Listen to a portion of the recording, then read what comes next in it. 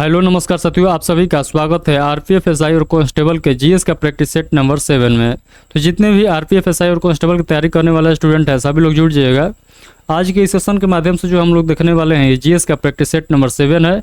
अगर जो new student है, अगर पीछे के सेशन नहीं देखे हैं, प्रैक्टिस सेट नंबर 1 से लेकर 6 तक नहीं देखे हैं, तो आप लोग इस चैनल के प्लेलिस्ट के माध्यम से जरूर देख लीजिएगा। चलिए हम लोग बिना किसी देरी के सेशन को कंटिन्यू करते हैं। तो आज की प्रैक्टिस सेट में जो है हम लोग क्वेश्चन को टोटल जो है 50+ क्वेश्चन लिए हैं। तो अगर आप लोग जो है इस सेशन को पूरा एंड तक जरूर टिक रहिएगा। तो चलिए हम लोग बिना किसी देरी के सेशन को कंटिन्यू करते हैं। तो पहला क्वेश्चन देखिए, कर है निम्नलिखित में से कौन सा प्रतिपादक सितार नहीं बजाता है। तो आप सभी लोग बताइएगा कौन से प्रतिपादक है जो सितार से संबंधित नहीं है। तो ये हो जाएंगे पंडित शिव कुमार शर्मा। पंडित शिव कुमार शर्मा इस क्वेश्चन का राइट आंसर हो जाएगा। ये जो है संतूर वादक से संबंधित है। ये जो है पंडित शिव कुमार शर्मा जो है ये संतूर बजाते हैं, तो इसीलिए इस क्वेश्चन का right answer option number C हो जाएगा। पंडित रविशंकर जो है पंडित रविशंकर को जो है भारत रत्न कब दिया गया था। तो आप लोग को याद रखना है 1999 ईस्वी में इन्हें भारत रत्न दिया गया था। और उसके बाद देखिएगा तो पंडित शिव कुमार शर्मा का जो है इनको जो है पद्म श्री कब दिया गया था। तो 1991 ईस्वी में दिया गया था। तो ये पॉइंट भी आप लोग को याद रखना है। उसके बाद अगले क्वेश्चन देखिएगा तो कह रहा है शास्त्रीय संगीतकार टी.आर. महालिंगम किस वाद्य यंत्र से संबंधित है। तो आप सभी लोग बताइएगा ये मृदंग बजाते हैं, यानी ऑप्शन नंबर ए इस क्वेश्चन का राइट आंसर हो जाएगा। तो मृदंग इस क्वेश्चन का राइट आंसर हो जाएगा। सॉरी, मृदंग नहीं, इस क्वेश्चन का राइट आंसर हो जाएगा बांसुरी। जो है ये जो है महालिंगम की जो है बांसुरी बजाते हैं, यानी ऑप्शन नंबर बी इस क्वेश्चन का राइट आंसर हो जाएगा।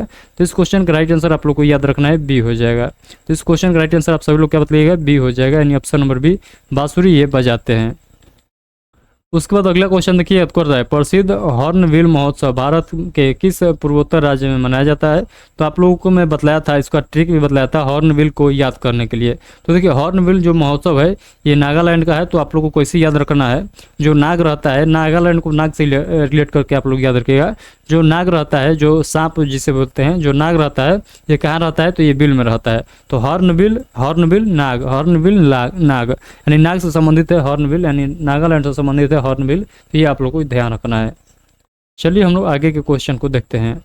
अगला क्वेश्चन देखिए कर है लोकप्रिय लोकगीत कजरी कहाँ लोकप्रिय है। तो आप लोग बताइए कहाँ का जो है कजरी जो है किस राज्य के से संबंधित है। तो आप सभी लोग जानते हैं कजरी जो है ये उत्तर प्रदेश से संबंधित है। तो इस क्वेश्चन का राइट आंसर जो हो जाएगा ऑप्शन नंबर बी हो जाएगा उत्तर प्रदेश। उत्तर प्रदेश का नृत्य का नाम आप लोग और याद रखिएगा रामलीला, आप लोग याद रखिएगा सरसीला, नौटंकी, कथक और ख्याल, ये सब जो है नृत्य जो है ये सब उत्तर प्रदेश से संबंधित नृत्य है। उसके बाद अगला क्वेश्चन देखिए कर है साहित्य में नोबेल पुरस्कार पाने वाले पहले भारतीय नागरिक कौन थे। तो आप सभी लोग जानते हैं रविंद्रनाथ टैगोर।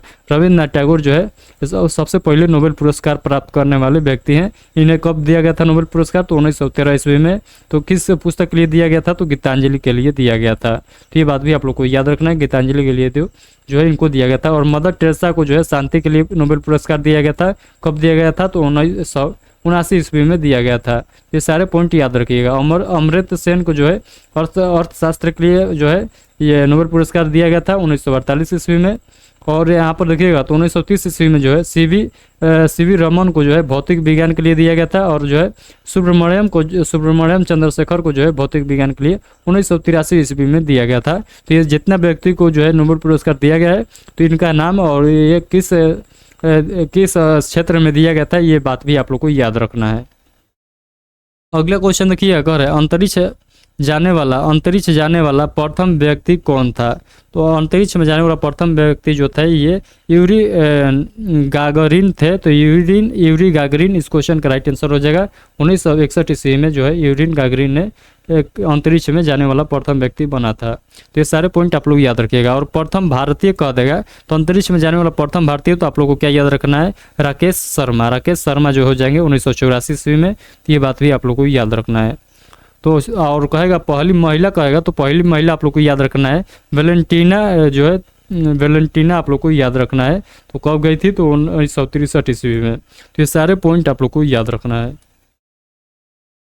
और आप लोग को एक पॉइंट और याद रखिएगा प्रथम भारतीय महिला कहेगा तो आप लोग याद रखिएगा प्रथम भारतीय महिला कहेगा तो आप लोग को याद रखना है कल्पना चावला 1997 ईस्वी में।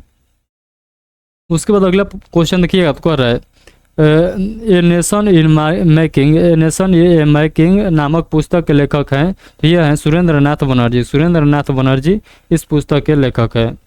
अगला क्वेश्चन देखिएगा, तो कह रहा है निम्न में से किसे आधुनिक भारत की मीरा के नाम से जाना जाता है? तो आधुनिक भारत के मीरा के नाम से जो है महादेवी वर्मा को जाना जाता है। तो आधुनिक भारत की मीरा किसे कहा जाता है? तो महादेवी वर्मा को कहा जाता है। उसके बाद अगला क्वेश्चन देखिएगा, तो कह रहा है विश्व टीवी दिवस किस तारीख को मनाया जाता है? तो विश्व टीवी दिवस जो है किस तारीख को मनाया जाता है? तो आप सभी लोग बताइएगा। तो ये 24 मार्च को मनाया जाता है। तो विश्व टीवी दिवस जो है 24 मार्च को मनाया जाता है। ये बात आप लोग को ध्यान रखना है।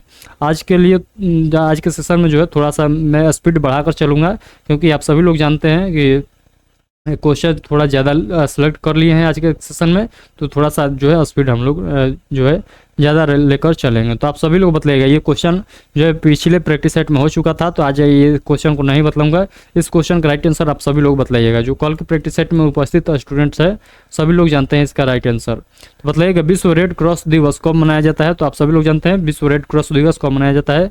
तो आप सभी लोग बताइएगा। अगला क्वेश्चन है हाल ही में वर्ष 2024 में किसे भारत रत्न से सम्मानित करने की घोषणा हुई है? तो ये कर्पूरी ठाकुर को जो है सम्मानित करने का जो है घोषणा किया गया था। तो इस क्वेश्चन का right answer option number B हो जाएगा। अगला क्वेश्चन है देखिएगा, कर है हाल ही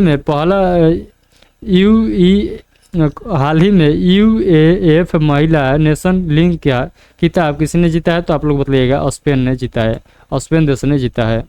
अगला क्वेश्चन देखिए, कर वर्ष 2024 में यूनेस्को के 46वें सत्र की अध्यक्षता कौन करेगा? तो कौन सा देश करेगा? तो ये इंडिया करेगा, यानी अपना देश भारत करेगा। उसके बाद अगला क्वेश्चन देखिएगा, तो कर हाल ही में 98वें ज्ञानपीठ पुरस्कार से सम्मानित करने की घोषणा हुई है। किसको सम्मानित करने की घोषणा हुई है? ये जगत गुरु राम भद्राचार्य और गीतकार गुलजार को, दोनों को, यानी ए और बी दोनों इस क्वेश्चन का राइट आंसर हो जाएगा।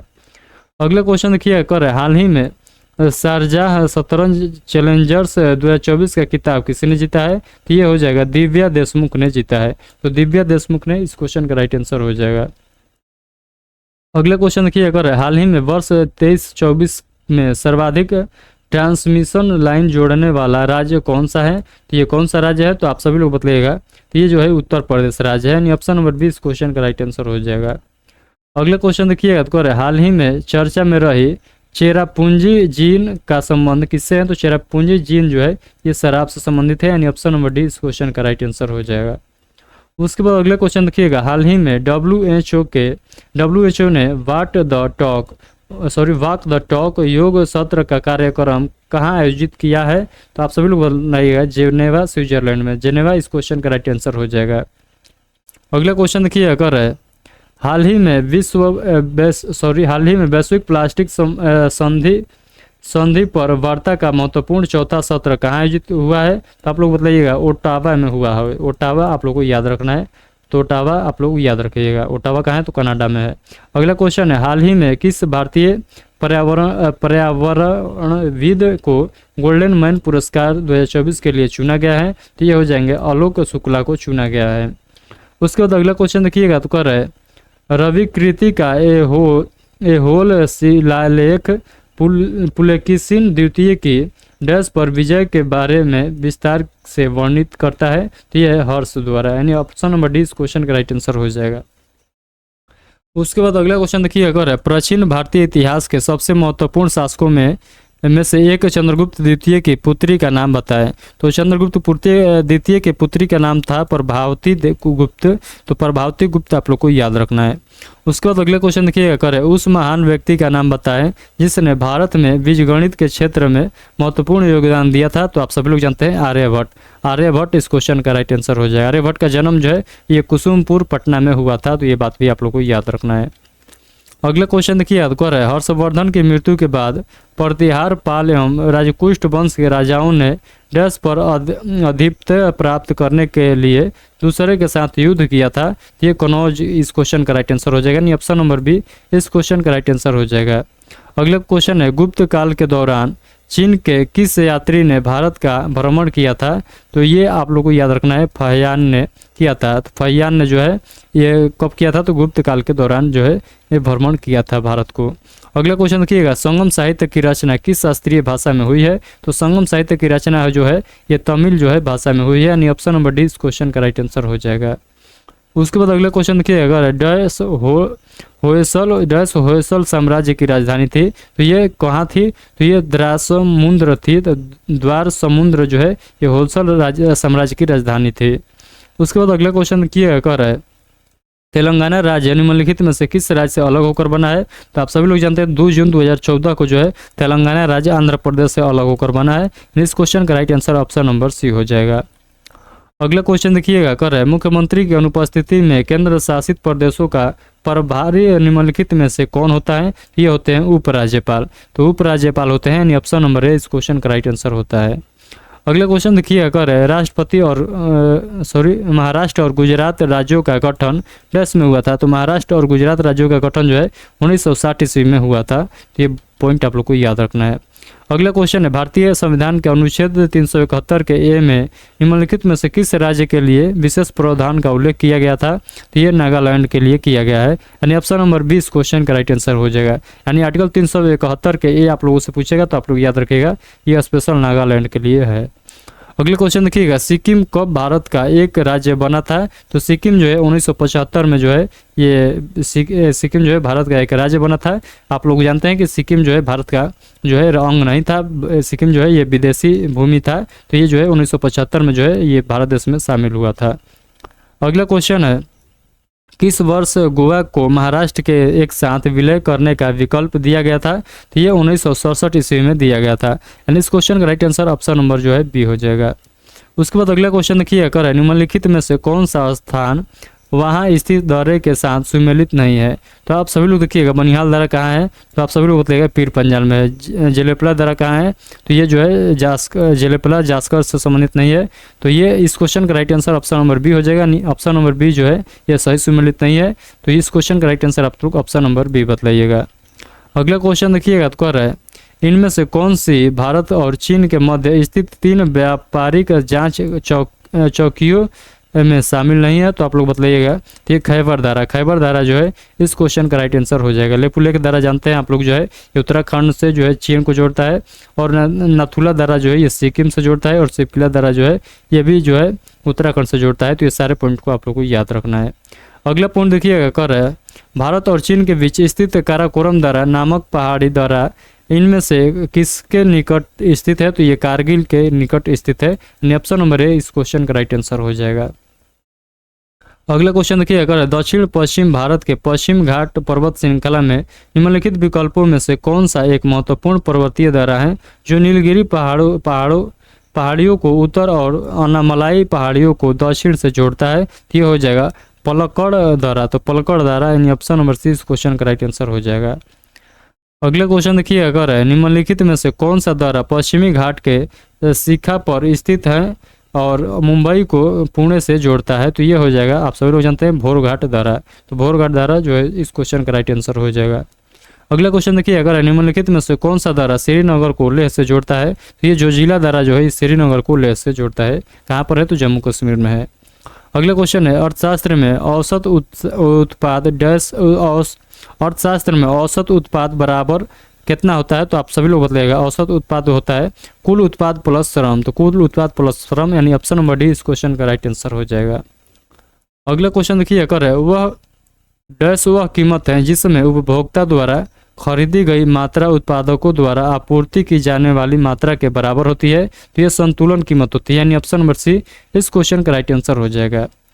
अगले क्वेश्चन देखिए, कर है उत्पादन के 4 कारक कौन से हैं? तो उत्पादन के 4 कारक के नाम बतलाना है। तो ये हो जाएगा भूमि, श्रम, पूंजी और उद्यमिता। तो ये ऑप्शन नंबर सी इस क्वेश्चन का राइट आंसर हो जाएगा। तो अगला क्वेश्चन देखिएगा, कर है अल्पकालीन औसत लागत डैश के बराबर होता है? तो अल्पकालीन औसत लागत जो होता है ये औसत परिवर्ती लागत प्लस औसत नियत लागत के बराबर होता है, यानी ऑप्शन नंबर डी इस क्वेश्चन का राइट आंसर हो जाएगा।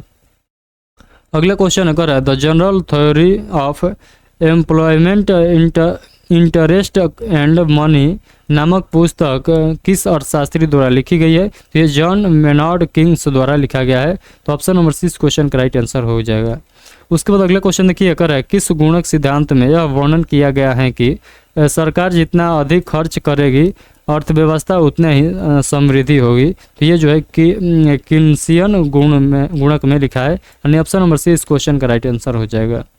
उसके बाद अगला क्वेश्चन देखिएगा, तो है बरगद के पेड़ का वनस्पति के नाम क्या है।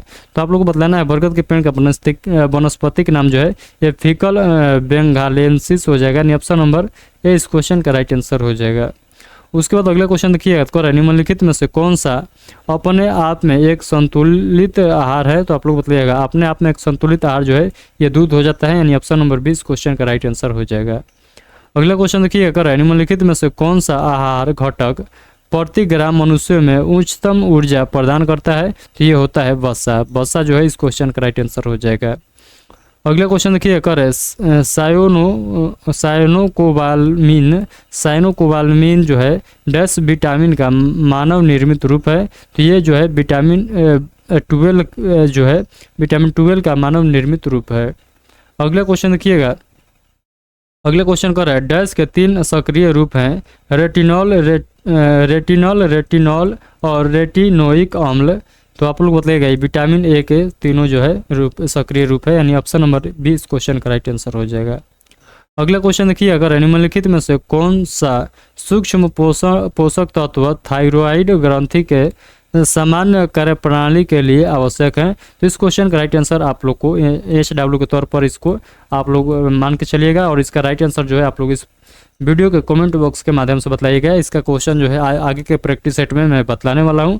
एक और क्वेश्चन दिए थे, तो आप लोग उस क्वेश्चन का राइट आंसर आप लोग इस वीडियो के कमेंट बॉक्स में ही बताइएगा। उसका क्वेश्चन का राइट आंसर मैं नहीं बतलाने वाला हूँ, क्योंकि उसका आंसर जो है पहले हम लोगों ने इसके पहले प्रैक्टिस सेट में देख चुके थे। तो आप लोग को उसका राइट आंसर इस वीडियो के कमेंट बॉक्स में बतलाना है। तो 2 क्वेश्चन आप लोगों को होमवर्क है, दोनों क्वेश्चन का राइट आंसर आप लोग इस वीडियो के कमेंट बॉक्स में बताइएगा।